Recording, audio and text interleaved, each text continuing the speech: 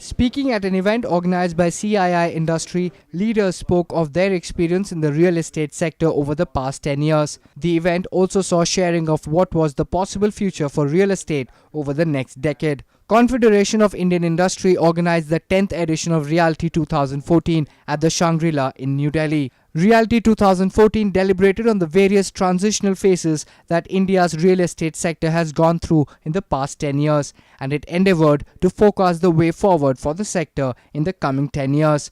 The theme for the conclave this year was 10 years of real estate inflection point. So if you see early 90s or prior to that period, service industry in India was almost at its infancy or almost non-existent.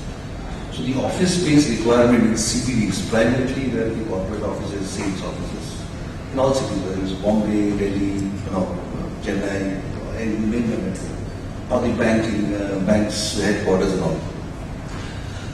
If you see, even in that time, the manufacturing setup always used to be more or less in the suburbs.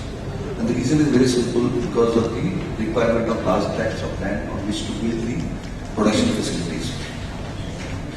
In early 2000 onwards, when service industry started growing, especially the IT, ITA segment, the IT, BPO segment, where the scale of operation depended on the number of headcount that you had. So it was a different production facility where the machines replaced man. The manpower replaced the machines in terms of numbers. So you had to house headcount.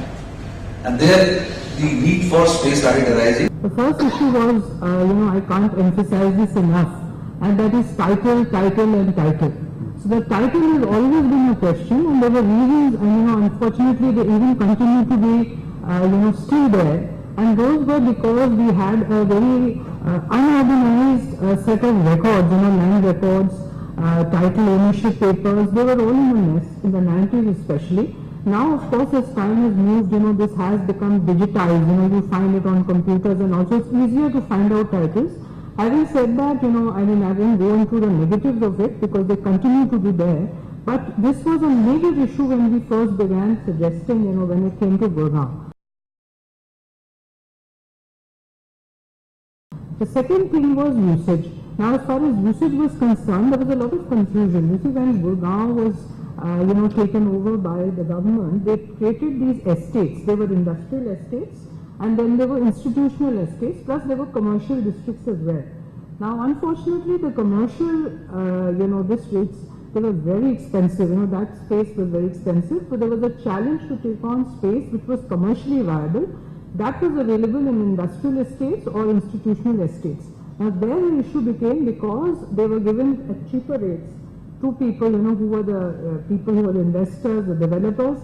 There were issues regarding usage. You could not use it beyond a certain amount. You had to retain it, by the owner. The leasing was not possible. So there were issues on these two major points. Whenever we had to give a go-ahead to one of our clients, this became a problem.